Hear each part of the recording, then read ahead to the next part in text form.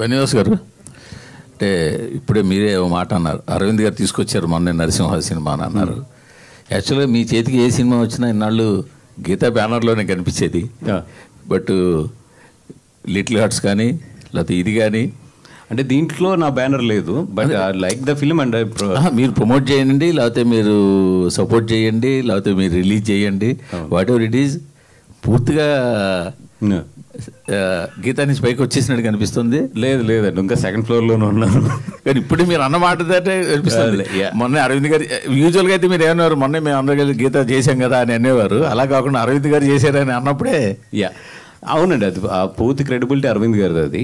And second thing ఏంటంటే మీతో 100% చాలా విషయాల్లో కోఆర్డినేట్ చేసుకుంటున్నాం. ఇది కొన్ని ఏంటంటే ఇప్పుడు కొన్ని నాకు బాగా నచ్చినవి ఉంటాయి, అది నేను 100% ఆయనకి ఇన్ఫర్మేషన్ ఉంటుంది అన్నీ కూడా, నేను ఏది చేస్తున్నా ఏది కూడా. అండ్ మా ఇద్దరి మధ్యలో బ్యూటిఫుల్ అండర్స్టాండింగ్ ఉంది, దాని ప్రకారమే ఏది ఎవరు అనేది నీట్గా మాట్లాడుకుని ఎదురుకెళ్తున్నాం.